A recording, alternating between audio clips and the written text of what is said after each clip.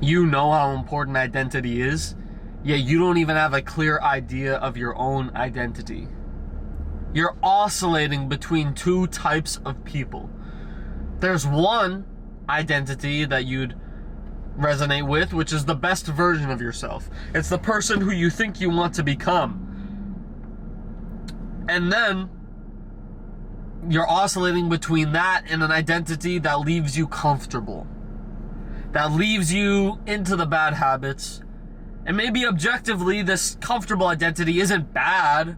It's not like you're broke. It's not like you're a total loser, waste of space on this planet. It's objectively decent if you compare yourself to people who are below you, but it's not up to your standards. It's not up to the person who you'd want to become's standards. And because of that, you feel this internal conflict where you're constantly doing things that make you feel guilty and make you feel regretful and make you feel like you have to lock back in. But then in a few days after locking in and sticking to what you think you need to do each and every day, you fall back into the same habits. You're like, oh, my friends are influencing me. Oh, my family. Oh, I had this event. Oh, I had this birthday party. I had this thing going on. And you're selling yourself short because you know the best version of yourself, the identity that you hold, that you want to get down as concrete within you, would look at you right now and say, dude, what are you doing? You have to focus. Focus on the man you want to become, get a clear idea of who that man is, and then do everything in your power each and every day to set the odds in your favor for you to become that man. Go after it. But if you have like a vague idea, an ambiguous idea, it's all foggy, I kind of want to be like this, I kind of want to be like this, write down in a journal of the daily routine of the best version of yourself and write some characteristics of what it would take to become that man. And then just follow the plan that you make for yourself with the best information you have. You don't have to have the perfect plan. You don't have to know what exactly is going to make you the person you want to become.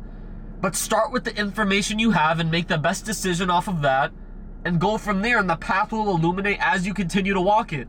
But because you're procrastinating, getting a clear idea of who the best version of yourself truly is, it's causing you to oscillate between these two different identities. One leaves you comfortable and guilty and unfulfilled. And then, maybe the other 40-50% of the time, you're feeling good about yourself, but you kind of know it's inevitable that you're going to self-sabotage again. And this is all stemming from you procrastinating, getting a clear idea of who the best version of yourself is. And until you finally get that clear idea, you're going to continue to oscillate. You're going to continue to have great days and continue to have terrible days. You know what you need to do. You're procrastinating it because it'll take effort, because you think you're better than it. No. Sit down and get a clear idea of the man you want to become. Imagine you're God. Or imagine you're designing a video game. And this video game character starts at level 0. They are nothing. Just a blank slate. What type of things would you introduce that video game character to, which would allow him to become the character that you want him to become? You want him to be courageous. You want him to be strong. You want him to be disciplined, extremely consistent. You're probably not going to give him a pretty chill journey. You're probably not going to put him through things that don't really challenge him or don't really make him uncomfortable. On the other, you're probably going to throw a bunch of monsters in his path that will mold these habits and that will prepare him to become this man that you want him to become. Now, if you see where I'm going with this, do that for yourself. Get a clear idea of the man you want to become. Is he courageous? Is he strong? Is he disciplined? Is he physically capable? Is he popular? Does he make everyone around him feel safe? Get a clear idea of that, and then do everything in your power to prepare yourself for that. To mold yourself into that man. Because if you just coast and hope your life unfolds the way you want it to, well, then you're going to get average. Nothing good happens on accident. Look at Arnold Schwarzenegger. Look at LeBron James, Michael Jordan. You think these guys became great, exceptional talents randomly? No, they had coaches. They had game plans. They had a structure that would lead them to becoming the best version of themselves. And it was hard. Yes, it was difficult. But the point is, nothing exceptional happens on accident. And it's your responsibility. You have to take accountability for you not doing what you need to do each and every day. You have to create that plan. No one's going to create it for you. Your life's not going to randomly unfold to your dream life. You have to manually get there. But in order to get there, you have to have an idea of what that destination even looks like. If you don't know where you're going, then every path will take you there. You have to get a clear idea of where you're going, but you're procrastinating it. You're procrastinating getting that clear idea of what the best version of yourself truly is. And because you know it's going to be hard. You know writing that down is going to be hard. You know actually doing the things each and every day is going to be hard. And you're just procrastinating that and living in this identity, oscillating between these two identities, which the pain of the guilt you feel from this lesser identity that keeps you comfortable is actually a greater pain than the effort it would take to become that ultimate version of yourself. It's like you guys know that, I don't know if anyone else knows this, but there's this old torture method. Actually, no, this is a better method. You know the frog and the boiling pot analogy or metaphor? Where the frog gets put in a pot, and because he's cold-blooded, his blood adapts, the temperature of his body adapts to the temperature around him. So you put him in a pot where the water's cold, you just turn the heat on. And over time, the frog's feeling comfortable because his body's adapting to it. And then he's boiled, he's done. Because he got comfortable. Because there were signs of him just slowly getting worse, and it was a slippery slope, but because he didn't do anything about it, he ended up boiling, dying. And if you continue to oscillate between these two identities, if you continue to just coast, well, then you're just going to end up existing. When you want to live, you're not going to live without exceptional effort, without doing things that no one else is doing. And not just doing it one day, or doing it for 5 days in a row and taking the weekends off, or doing it for a few months in a row and taking that. You have to do it every single day for years, for decades. And I promise you, if you do that, your life will be 100 times better than you could ever perceive it to be. And all it takes is getting a clear idea of the man you want to become and then acting in accordance. And I assure you that once you get that idea, it'll actually be encouraging. Because you think, oh, that journey is going to be so daunting. It seems so daunting in the moment, but it only seems daunting because you don't actually know the steps in place to perform each and every day. Because you haven't taken the time to get that idea. I'll give you an example.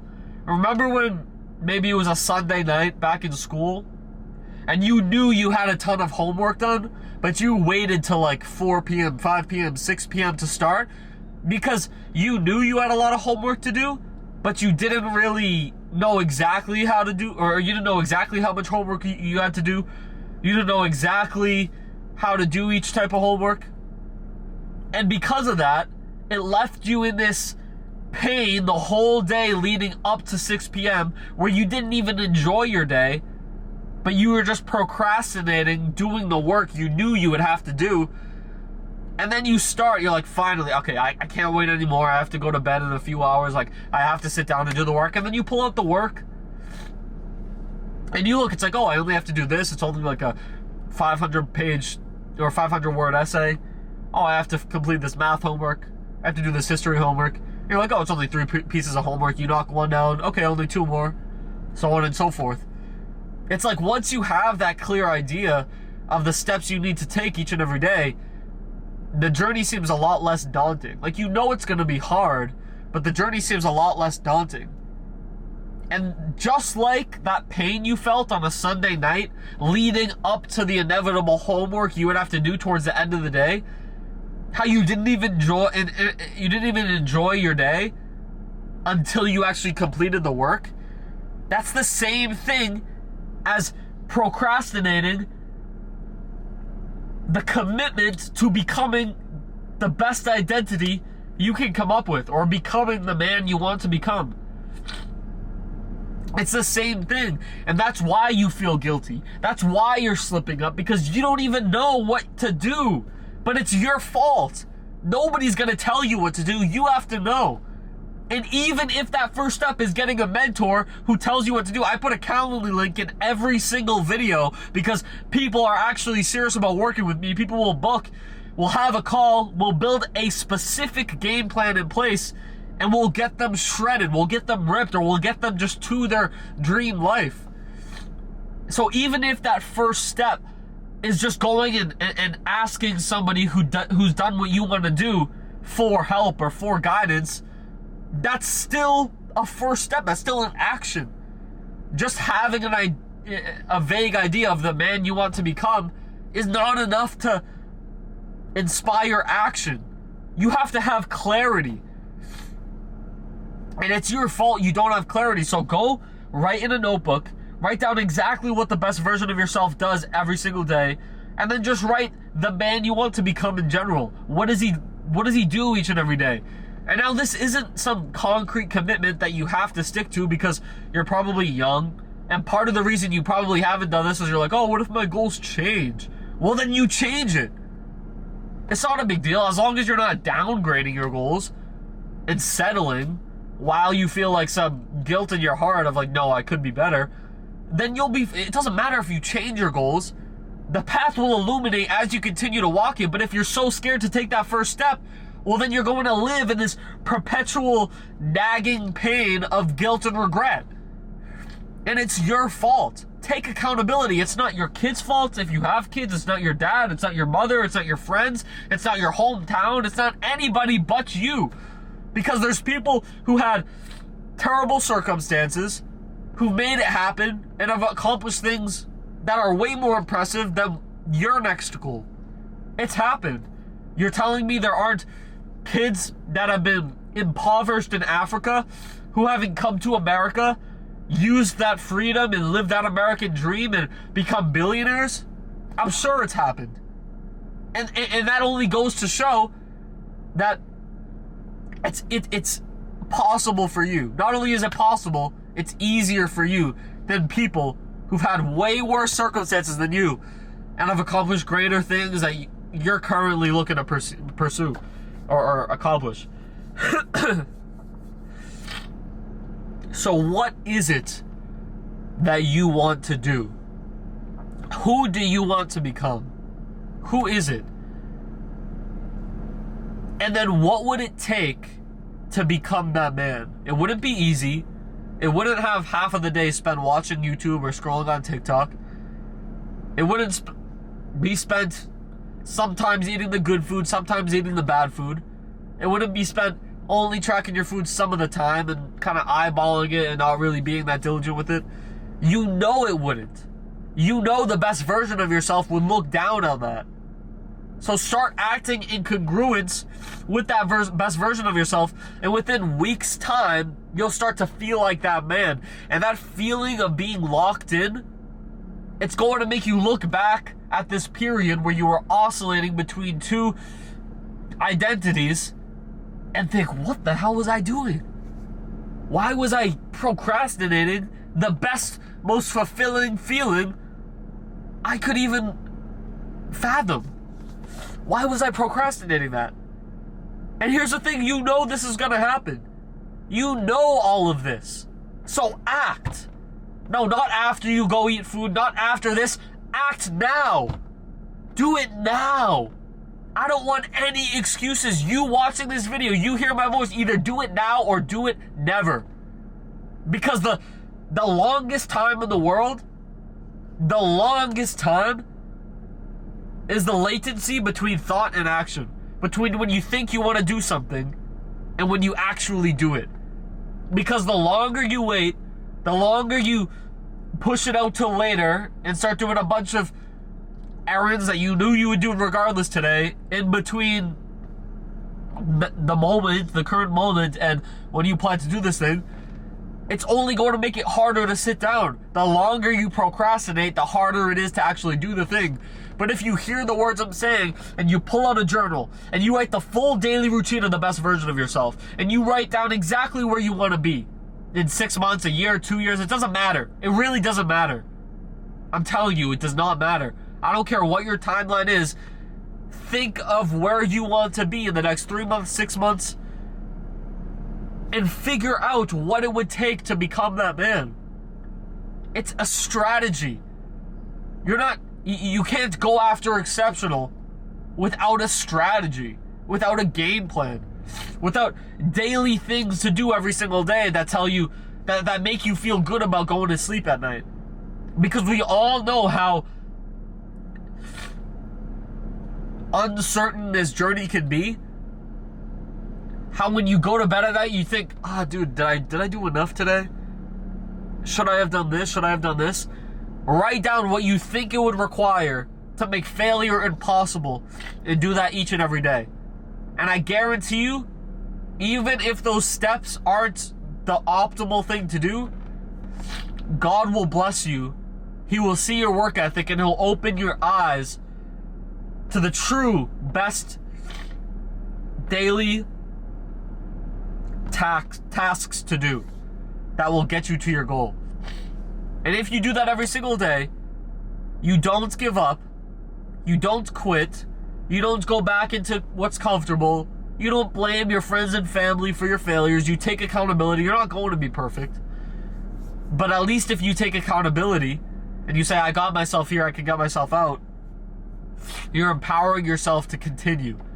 So if you do those things every single day, you make it a priority to get those things done every single day, and you do it for a long period of time, the results will come. It's inevitable. I truly believe everything you want is on the other side of building that game plan and sticking to it consistently. There is no, what if it's not meant for me? It doesn't matter. It is meant for you. Are you a Christian? You believe you're made in God's image? Made in God's image? Yet you think that other person who, just like you, was made in God's image is just inherently meant to be more successful than you? Absolutely not. We were all given the same destiny. Right? And yeah, we had different opportunities. There were some inequities worth our starting points. But stop downgrading your goals to match your current reality and upgrade your conviction to match your destiny. You want to become the best version of yourself? Act like it today. And in order to do that, get a clear idea of what that even looks like. And you will become successful. You will get to where you want to go. It is inevitable. Inevitable.